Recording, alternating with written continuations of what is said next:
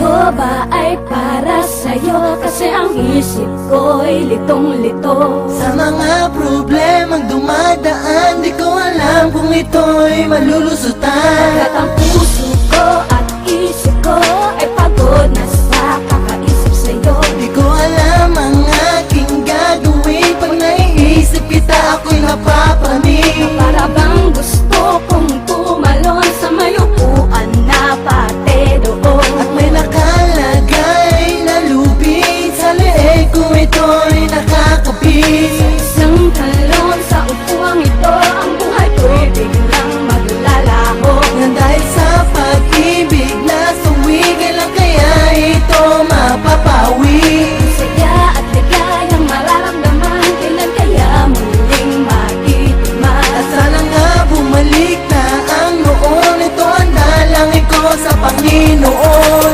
Ano ba ang dapat gawin kung ikaw ay di para sa'kin? Kasi ayoko nang masaktan, kung ikaw sa akin ang laan. Ayoko nang mag-usap pang muli, maramdaman ang sakit at ang hapit na ginawa mo sa aking panggagago. Ako'y sawa na sa'yong panloloko.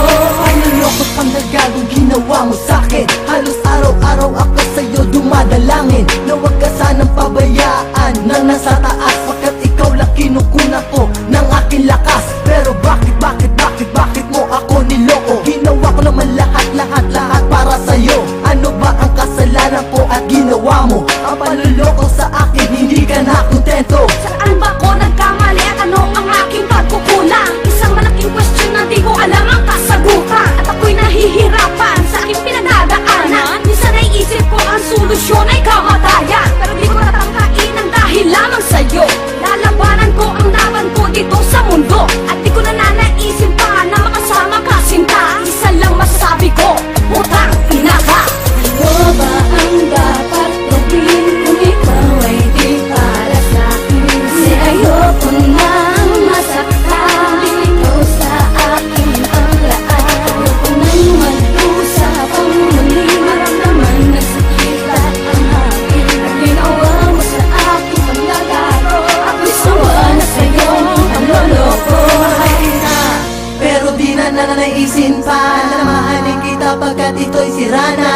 At hindi na mabubuo pagkat sira-sira na to. Ang tiwala ko sa'yo lahat di ka naglaho, na dahil sa panluloko na tauhan ako. Hindi na ako magpapagago para sa'yo. Ngayon susubukan kong limutin kita para mawala na ang sakit na nadarama. Dahil ayoko na masaktan at ayoko na makamtan. Ang lahat ng ginawa mo ayoko na maranasan. Tama na naging bahagi ka ng buhay ko.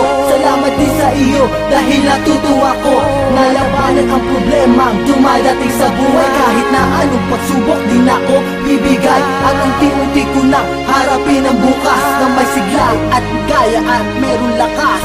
Ano ba ang dapat gawin